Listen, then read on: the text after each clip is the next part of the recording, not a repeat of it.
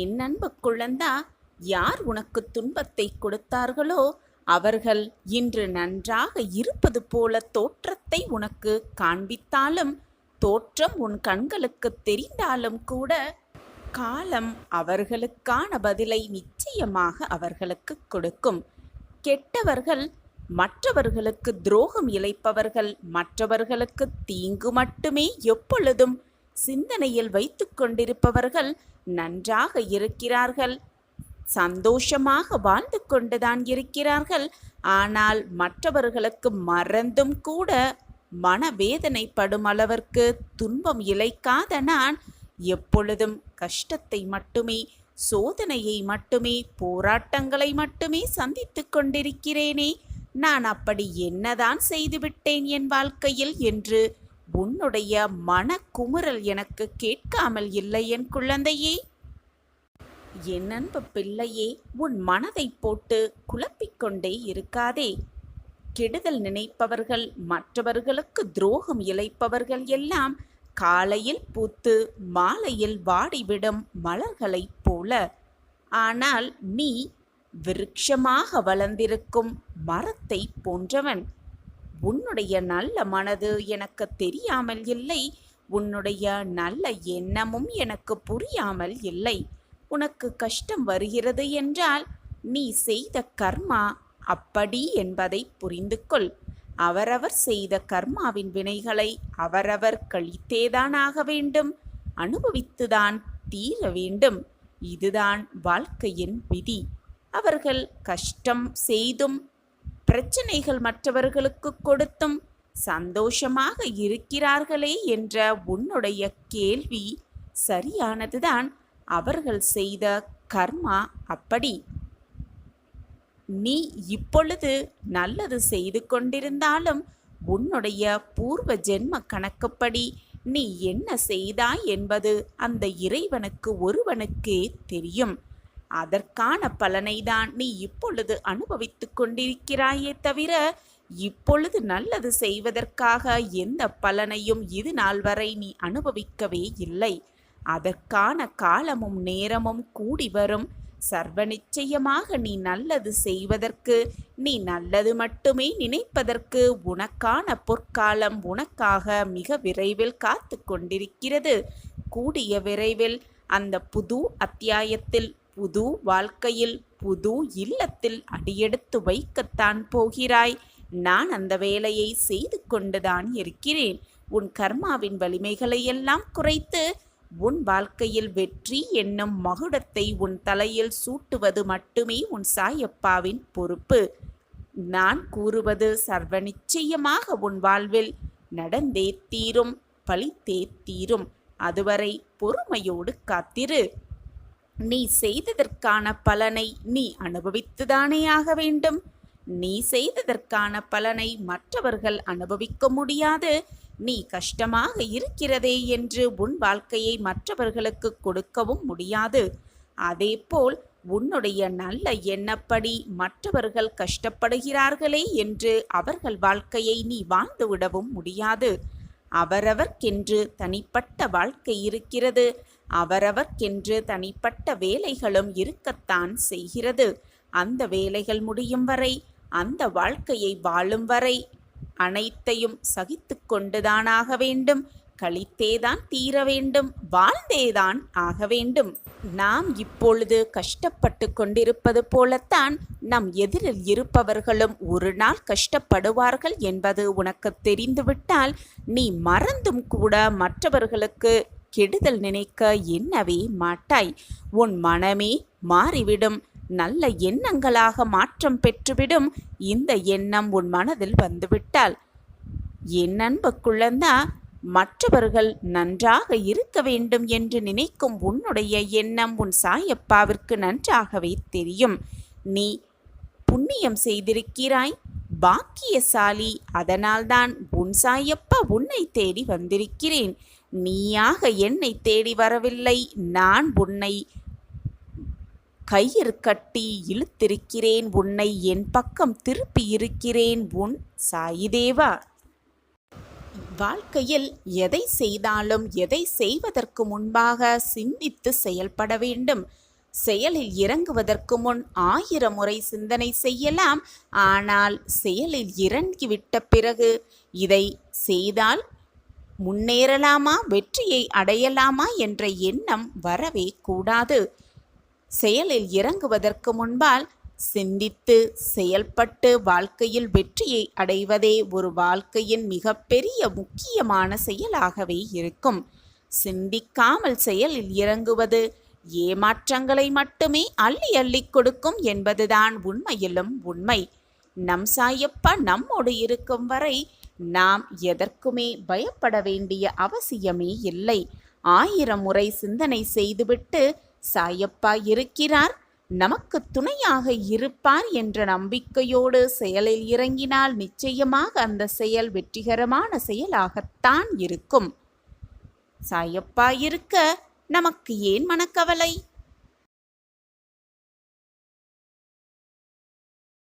எப்பொழுதிலிருந்து சாயிநாதரே என்று நீ என்னை அழைத்துவிட்டு பக்தியோடும் நம்பிக்கையோடும் ஆத்மார்த்தமான உணர்வோடும் என்னை வணங்க ஆரம்பித்தாயோ, என்னை பிரார்த்தனை செய்ய ஆரம்பித்தாயோ, அப்போதிலிருந்து உன்னுடைய கனவிலும் நினைவிலும், உன்னுடைய நித்திரையிலும் நிஜத்திலும் நான் எப்பொழுதும் இருந்து கொண்டுதான் இருக்கிறேன். உன்னை பார்த்து கொண்டுதான் இருக்கிறேன்.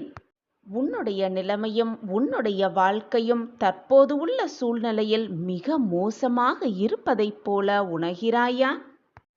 எந்த ஒரு இக்கட்டான சூழ்நிலையில் நீ இருந்தாலும், என்ன ஒரு கஷ்டமான சூழ்நிலையில் நீ சுழன்று கொண்டிருந்தாலும் எப்பொழுதும் நம்பிக்கையை மட்டும் இழந்து விடாதே என் பிள்ளையே. அப்பொழுதுதான், அந்த நேரத்தில்தான் நீ மிக நம்பிக்கையோடும் மிக பொறுமையோடும் மிக தைரியத்தோடும் இருக்க வேண்டும். உன்னை சுற்றி நடக்கும் அத்தனை விஷயங்களையும் கவனிப்போடும் நம்பிக்கையோடும் தைரியத்தோடும் என்ன நடக்கிறது, நம் வாழ்வை சுற்றி ஏது நடக்கிறது என்பதை கவனமாக கவனித்து கொண்டே இரு. ஏனென்றால் உன் கஷ்டத்தோடு கஷ்டமாக உன்னுடைய பிரச்சனைக்கு நடுவே ஏதாவது ஒரு ரூபத்தில் என் பிள்ளைகள் கஷ்டப்படுவதை பார்க்க சகிக்காமல் நான் ஏதாவது ஒரு ரூபத்தில் வந்து உனக்கு உதவி புரிவேன் என்பது உனக்கு தெரியும் தானே? எனவே சோதனைகள் வந்துவிட்டது, பிரச்சனைகள் என்னை சூழ்ந்து கொண்டிருக்கிறது என்று அப்படியே உட்கார்ந்து விடாமல், கண்களை மூடி உட்கார்ந்து விடாமல் அதை கவனமாக நோக்கு. ஏதாவது ஒரு ரூபத்தில் வந்து உனக்கு நல்ல பதிலை, உன் பிரச்சனைகளுக்கான தீர்வை உன் சாயி தேவா நான் தருவேன் சர்வ நிச்சயமாக. எப்பொழுதுமே ஏதாவது ஒரு பிரச்சனை வந்தால் ஏன் போட்டு உன் மனதை சுழன்று கொண்டும் போராடி கொண்டும் இருக்கிறாய்? உன் பிரச்சனையை தீர்க்க எப்பொழுதுமே என் காலடிகள் தயாராக இருக்கிறது. ஓடோடி வந்து உன் பிரச்சனையை நான் சரி செய்வேன் ஏதாவது ஒரு ரூபத்தில். பல முறை உன் பிரச்சனைக்கான தீர்வையும் உன் பிரச்சனைக்கான ஆலோசனையும் நான் உனக்கு வழங்க கொண்டு வந்து கொண்டுதான் இருக்கிறேன். ஆனால் நீதான் அதை ஏற்க மறுக்கிறாய். கஷ்டத்தோடும் வேதனையோடும் மனதை போட்டு நீயே வருத்தி கொண்டு நான் உன்னை நெருங்குவதை கூட உன்னால் கவனிக்க முடியாமல் போராட்ட சிக்கலில் மாட்டி இருப்பதாக நினைத்து கொண்டு நீயே தவறாக சிந்தனையை ஓட்டிக்கொண்டு உன் வாழ்க்கையில் பிரச்சனைக்கு மேல் பிரச்சனையை நீயே உருவாக்கி கொண்டிருக்கிறாய். அதனால் உன்னை தேடி உன் வீட்டிற்கே இதோ வந்திருக்கிறேன் உன் சாயிபாபா. நீ நம்பவே முடியாத பல ஆச்சரியங்களை நான் உனக்கு நிகழ்த்தப் போகிறேன். நானே உன் இல்லத்திற்கு வந்து உனக்கு தேவையான அத்தனையும் மற்றவர்களின் துணையில்லாமல் நான் உனக்கு கொடுக்கப் போகிறேன். நான் இருக்கிறேன், எதற்குமே பயப்படாதே. சாயப்பா இருக்க உனக்கு ஏன் மனக்கவலை? சாயிராம் சாயிராம். எந்த பிரச்சனையாக இருந்தாலும் நம்மளுடைய குறையையும் கஷ்டத்தையும் தீர்க்க இறைவனே நேரில் வருவார் அப்படிங்கிற விளக்குவதற்கான ஒரு சின்ன கதை பார்க்கலாம். ஒரு ஊரில் ஒரு கணவனும் மனைவியும் தன்னுடைய 4 குழந்தைகளோட சந்தோஷமாக வாழ்ந்து வந்தாங்க. அப்படி வாழ்ந்துக்கிட்டு இருக்கும்போது அந்த கணவருக்கு ஒரு யோசனை தோன்றியது. மக்களுக்கு ஏதாவது ஒரு குறை வந்துருச்சுன்னா, பிரச்சனை வந்துருச்சுன்னா அதை தீர்க்க கடவுள் ஏன் நேரில் வர வேண்டும்? அவருடைய தூதுவர்களை அனுப்பி வைப்பால் போதுமானதாகத்தானே இருக்கும் அப்படிங்கிற கேள்வி அவனுக்கு விசித்திரமாக வந்தது. இந்த கேள்விக்கு பதிலை யாருக்கிட்ட போய் விசாரிச்சா நமக்கு பதில் கிடைக்கும் அப்படின்னு யோசனை செஞ்சு அந்த ஊரில் ஒரு குரு இருந்தார். அந்த குரு கிட்ட போய் கேட்கலாம் அப்படின்னு போய் அந்த குரு கிட்ட போய் கடவுள் ஏன் மக்களை காக்க நேரில் வர வேண்டும்? அவர் தனது தூதுவர்களை அனுப்பி வைத்தால் போதுமானதுதானே அப்படின்னு அந்த கேள்வியை அந்த மனிதர் குருவிடம் கேட்டாராம். இந்த கேள்வியை கேட்ட அந்த குரு, நான் உனக்கு பதில் சொல்கிறேன், ஆனால் அதுக்கு கொஞ்சம் நேரமாகும், கொஞ்சம் காலமாகும் அப்படின்னு சொல்லி அவரை அனுப்பி வச்சுட்டாராம். அந்த மனிதரும் அந்த குருவின் பதிலுக்காக காத்து கொண்டிருந்தார். அப்படி இருந்துக்கிட்டே இருக்கும்போது ஒரு சமயம் அந்த ஊரில் அடுத்த ஊருக்கு போகணுன்னா ஆற்றை கடந்து போகணும் அப்படிங்கிற ஒரு படகு சவாரி தான் இருக்கும். அந்த மாதிரி அந்த கணவனும் மனைவியும் தன்னுடைய 4 குழந்தைகளையும் அழைத்து கொண்டு பக்கத்து ஊருக்கு போகலாம் அப்படின்னு முடிவெடுத்து அந்த படகுல ஏறிட்டு இருந்தாங்க. அப்போது அந்த படகுல அந்த கணவன், மனைவி, 4 குழந்தைகள் அவர்கள் மட்டும் அல்லாமல் அந்த குருவும் அந்த படகில் ஏறிக்கொண்டார். அவரோடு அந்த ஊரில் உள்ள 4-5 பேரும் அந்த படகுல ஏறி பக்கத்து ஊருக்கு போகிறதுக்காக படகு சவாரி செய்தாங்க. அப்படி செஞ்சுக்கிட்டே இருக்கும் பொழுது திடீர்னு அந்த படகுல இருந்த குரு என்ன பண்ணார்னா, அந்த 4 குழந்தைகளில் எந்த குழந்தை மிக சிறிய வயதுள்ளதாக குழந்தையாக இருக்குமோ அந்த குழந்தையை எடுத்து தூக்கி அப்படியே தண்ணியில் போட்டுட்டாராம். இதை பார்த்த அந்த படகுல இருந்த எல்லாருக்குமே ரொம்பவே அதிர்ச்சி. உடனே அந்த குழந்தையின் தகப்பன் என்ன பண்ணானா, உடனே தண்ணியில் குதிச்சு அந்த குழந்தையை காப்பாற்றி மீண்டும் படகில் ஏற்றி கொண்டு வந்தானாம். ஏற்றி கொண்டு வந்தோன கோபமாக, குருவே, ஏன் என்னுடைய குழந்தையை தண்ணியில் தூக்கி போட்டீங்க அப்படின்னு கேட்டாராம். அதற்கு குரு சொன்ன பதிலை கேட்டோன அவனுக்கு கேள்விக்கான பதில் அவருக்கு கிடைத்து விட்டதாம். அப்படி அந்த குரு என்ன சொன்னார்னா, இந்த படகுல இத்தனை பேர் இருக்கோம், உன்னுடைய மனைவி இருக்காங்க, இந்த ஊர் மக்கள் இருக்காங்க, ஏன் உன்னுடைய குருவா நினைக்கிற நானும் இருக்கேன். ஆனால் உன்னுடைய குழந்தை தண்ணியில் விழுந்தோன நீயே உடனே குதிச்சு அந்த குழந்தையை காப்பாற்ற வேண்டிய காரணம் என்ன அப்படின்னு கேட்டாராம். அதை கேட்ட அந்த மனிதர், இது என்ன கேள்வி? என்னுடைய குழந்தையை காப்பாற்ற நான் மற்றவர்களை எதிர்பார்த்து கொண்டிருந்தா என்னுடைய குழந்தை தண்ணீரில் மூழ்கிவிடாதா? நான் பெற்ற குழந்தையை காப்பாற்ற மற்றவர்களை நான் எதிர்பார்த்து காத்து கொண்டிருக்கணுமா? நான் அப்படி எப்படி செய்ய முடியும் அப்படின்னு கோபமாக கேட்டாராம் அந்த மனிதர். உடனே அந்த குரு சிரித்து கொண்டே சொன்னாராம், நீ என்னிடம் முன்பு ஒரு கேள்வி கேட்டாய் அல்லவா, அந்த கேள்விக்கான பதில் நீயே சொல்லிவிட்டாய், இதுதான் அந்த கேள்விக்கான பதில் அப்படின்னு சொன்னாராம். உலகத்தில் மனிதர்கள் எல்லோருமே கடவுளுக்கு குழந்தை போல்தான். அவர் படும் துயரத்தை கண்ட கடவுள் நேரில் வருவது இயல்புதான் அன்றி தமது தூதுவர்களை அனுப்ப அவர் எப்பொழுதுமே யோசிக்கவே மாட்டார். உடனே வந்து தன்னுடைய பிள்ளையின் துயரை துடைப்பார். இதுதான் கடவுளின் பெருமையும் அருமையான குணமும் அப்படின்னு அந்த குரு பதிலுரைத்தாராம்.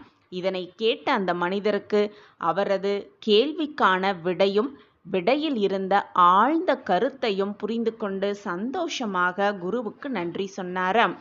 நாமளும் இறைவன் மேல் முழுமையாக நம்பிக்கை வைத்து நமக்கு வரும் பிரச்சனையிலிருந்து மீட்டெடுக்க இறைவனை முழு மனதோடு பிரார்த்தனை செய்தால் இறைவனே நேரில் வந்து நம் குறைகளை தீர்த்து வைப்பார், நம் கண்ணீருக்கு பதிலுரைப்பார், நம் கஷ்டங்களை போக்கி நம்மை நல்ல வழியில் வாழ வைப்பார். உன்னுடைய நல்ல குணம் மற்றவர்களுக்கு நல்லது மட்டுமே செய்ய வேண்டும் என்றுடைய உன்னுடைய மனம் உன் சாயப்பாவிற்கு நன்றாகவே தெரியும். நீ என்னுடைய பொக்கிஷம், நான் தேடி கண்டுபிடித்த பொக்கிஷம். உனக்கு நல்லது நிகழ்த்தாமல் வேறு யாருக்கு நிகழ்த்தப் போகிறேன் உன் சாயி தேவா? உன் வாழ்க்கையில் 1000 நடந்திருக்கலாம், 1000 போராட்டத்தை நீ சந்தித்து கூட இருக்கலாம், 1000 போராட்டத்தை கடந்தும் வந்திருக்கலாம். ஆனால் தவறுகளை மாற்றிக்கொள்ளும் மனப்பக்குவத்தோடு போராடும் உன்னுடைய எண்ணம், உன்னுடைய நினைப்பு அனைத்துமே உன் சாயப்பாவைக்கு பிரமிப்பாகத்தான் இருக்கிறது. நீ உன் சாயப்பாவை தேடி அலைந்து கொண்டிருக்கும் அந்த நேரத்தில் நான் உன்னுடன் தான் இருக்கிறேன், உன் இதயத்தில் தான் வசித்துக் கொண்டிருக்கிறேன் என்ற என்னுடைய குரல் உன் மனக்குழப்பத்தால் உன் காதில் விழவே இல்லை. உன்னால் உணர்ந்து கொள்ளவும் முடியவில்லை, புரிந்து கொள்ளவும் முடியவில்லை. நம்பிக்கையாக இரு. உன் அனைத்து பிரச்சனைக்கும் தீர்வு என்னிடம்தான் இருக்கிறது. நான் இருக்கிறேன்.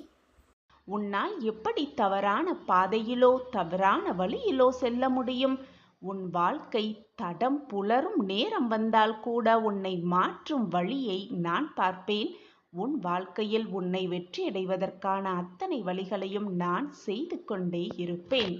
உன் கைகளை நன்றாக இறுக பிடித்துக்கொண்டு உன்னை வெற்றிக்கான பாதையில் வழிநடத்தப் போகிறேன். என் பாதை எப்பொழுதும் தவறாக முடியாது. உன் வாழ்க்கைக்கு எது தேவை, எதை கொடுத்தால் நீ சந்தோஷமாக இருப்பாய் என்பது உன் சாயப்பாவிற்கு நீ சொல்லிதான் எனக்கு தெரிய வேண்டும் என்றில்லை. அனைத்துமே எனக்கு புரியும். என் கைகளை இறுக பற்றிக்கொள். உனக்காக உன் வாழ்க்கைக்கு தேவையான அனைத்துமே என் கையில்தான் அடங்கி இருக்கிறது. நான் அதை தகுந்த நேரத்தில் தக்க சமயத்தில் உனக்காக கிடைக்க செய்வேன். உன் வாழ்க்கையை பிரகாசமாக்குவேன். நீ வேண்டுவது அனைத்தையும் உன்னுடைய கரங்களில் கொடுப்பதற்காகத்தான் இப்பொழுது என்னை இறுக பற்றி கொள்ள சொல்கிறேன். எப்பொழுதுமே என் கரங்கள் உனக்கு தெரிந்தோ தெரியாமலோ பற்றி கொண்டுதான் இருக்கும். கஷ்டமான சூழ்நிலை வரும் பொழுது உனக்கு ஆறுதலாகவும் நானே இருப்பேன். உனக்கு வழிகாட்டியாகவும் நானே இருப்பேன். உன்னுடைய தாயாக தகப்பனாக இருந்து அனைத்துமாக நானாய் இருந்து உனக்கு நல்ல வழியை காட்டிக்கொண்டே இருப்பேன். உன்னை சுற்றி இருப்பவர்கள் யார் என்ன கூறினாலும் நீ அதற்காக கவலைப்பட வேண்டிய அவசியமே இல்லை. உன் வாழ்க்கையை அவர்களுக்காக நீ வாழ முடியாது. அவர்களுக்காக நீயும் உன்னுடைய வாழ்க்கையை விட்டுத்தரவும் முடியாது. எனவே மற்றவர்கள் என்ன சொல்லுகிறார்கள் என்பதை நினைப்பதை விட உனக்கு எது சரி என்று படுகிறதோ, உன் மனதிற்கு எது சரி என்று படுகிறதோ அதை பற்றி மட்டுமே உன் சிந்தனையை வைத்துக்கொள். மற்றவர்கள் என்ன சொல்லுவார்கள் என்று நீ கேட்க ஆரம்பித்தால் உன் வாழ்க்கையை நீ வாழவே முடியாது. மற்றவர்கள் என்ன நினைப்பார்கள் என்று நீ எண்ண ஆரம்பித்தால் உன் வாழ்க்கையில் ஒரு அடி கூட உன்னால் சுயமாக எடுத்து வைக்கவே முடியாது.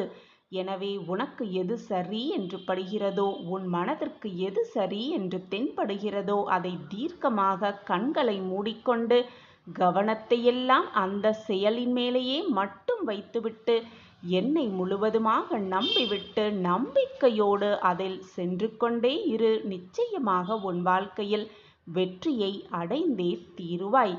உன்னுடைய ஆனந்தம், சந்தோஷம், மகிழ்ச்சி எல்லாம் என் கையில் நான் வைத்திருக்கும் பொழுது எதை தேடி நீ ஓடிக்கொண்டே இருக்கிறாய்? என் கைகளை இறுக பற்றிக்கொள். அனைத்தும் உன்னிடம் வந்து சேரும். சர்வ நிச்சயமாக நான் தான் உன்னோடு இருந்து கொண்டே இருக்கிறேனே.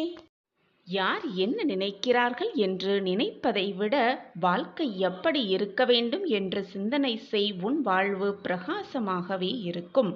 உன்னை யாராவது நிராகரித்தார்கள் என்றால் கலங்கி விடாதே. ஏனென்றால் உன்னை யாராவது நிராகரிக்கிறார்கள் என்றால், வெறுத்து ஒதுக்குகிறார்கள் என்றால் நீ அதற்காக கவலைப்பட தேவையில்லை. ஏனென்றால் நிராகரிப்புகள் தான் நல்ல நிலைமைக்கு உன்னை அழைத்து செல்லும். எல்லோருமே வாழ்க்கையில் பயணிக்கிறார்கள் என்று நீயும் பின்தொடராதே. கண்களை மூடிக்கொண்டு உனக்கான பாதையை நீயே தேர்ந்தெடு. அப்பொழுதுதான் உன் பாதை உனக்கு வெளிச்சமாக இருக்கும். எத்தனை கைகள் என்னை தள்ளிவிட்டாலும் என் நம்பிக்கை என்னை எப்பொழுதும் கைவிடாது என்ற தாரக மந்திரத்தை உன் மனதிற்குள் உன் வாயாலும் சொல்லிக்கொண்டே இரு. உன் எண்ணம் போல், உன் நம்பிக்கை போல் எப்பொழுதும் நீ வாழ்வையில் மிக உயர்ந்த இடத்திற்கு செல்வாய். உன் சாயப்பா உனக்கு துணையாக இருந்து உன்னை வெற்றியடைய செய்வேன். கோபுரத்தின் உச்சிக்கு அழைத்து செல்வேன். அங்கே தீப பெருஞ்சுடர் போல் உன்னை வாழ்வில் ஒளிர வைப்பேன். நான் இருக்கிறேன், எதற்குமே அஞ்சாதே. இருளான வாழ்க்கை என்று கவலை கொள்ளாதே. கனவுகள் முளைப்பது இருள்தானே. யாரிடம் எப்படி பழக வேண்டும், எப்படி பழக வேண்டும் என்பதை சிந்தித்து பழகு. பின் பழகிவிட்டு அவர்கள் உன்னை வெறுத்து ஒதுக்கி சென்று விட்டார்கள் என்றால் பின் நீதான் வீணாக உன் மனதை போட்டு குழப்பிக் கொள்வாய், மனதை வேதனைக்கு உள்ளாக்குவாய். உன்னைப் போல் உன்னை சுற்றி இருப்பவர்களும் நல்லவர்களாக இருப்பார்கள் என்று நினைத்து கொள்ளாதே. உலகத்தில் ஒவ்வொருவரும் ஒவ்வொரு விதமான குணாதிசயங்களை கொண்டவர்களே. அனைவரிடமும் பார்த்து பழகு, பின் வருத்தப்படாதே. தொடர்ந்து முயற்சி செய்து கொண்டே இரு. தோல்வி வந்தாலும் முயன்று கொண்டே இரு. நீ அப்படி இருந்தால் அந்த தோல்வி கூட என்ன நடந்தாலும் ஏது நடந்தாலும் இவன் முன்னேறிக் கொண்டே இருக்கிறானே என்று உன்னை பார்த்து பயந்து உன்னை விட்டு விலகிவிடும். அப்பொழுது வெற்றியை மிக சுலபமாக எட்டி பிடித்து விடலாம் நீ. அது மட்டுமல்லாமல் எப்பொழுதும் மற்றவர்களை உன்னை போல் நினைத்து கொள்ளாதே. எல்லோரும் உன்னை போல் மிக நல்ல எண்ணம் படைத்தவர்களாக இருக்க மாட்டார்கள். உன்னை போல் மற்றவர்களும் வெவ்வேறு விதமாகத்தான் இருப்பார்கள். அனைவரையும் பார்த்து பின் அவர்களோடு பழக்கம் வைத்துக்கொள். உன் அன்பை அவர்களிடம் வெளிப்படுத்து, உன் பாசத்தை அவர்களிடம் வெளிப்படுத்து. உன்னை யாராவது அவமானப்படுத்தும் பொழுது அந்த நொடியில் வாழ்க்கையே வெறுத்தாலும் அடுத்த நொடியில் இருந்துதான் உன்னுடைய வாழ்க்கை ஆரம்பமாகிறது என்பதை புரிந்து கொள். உன்னை யாராவது அவமானப்படுத்தும் பொழுது அப்பொழுது முடிவெடு. அவர்கள் முன் நிம்மதியாகவும் மகிழ்ச்சியாகவும் பிரம்மாண்டமாகவும் வாழ்ந்து காட்ட வேண்டும் என்ற முடிவை எடு. அப்பொழுது உன்னை அவமானப்படுத்தியவர்களை உன்னை அண்ணாந்து பார்ப்பர், திரும்பி பார்ப்பர். நீ வாழ்க்கையில் ஏறிய உச்சத்தை பார்த்து.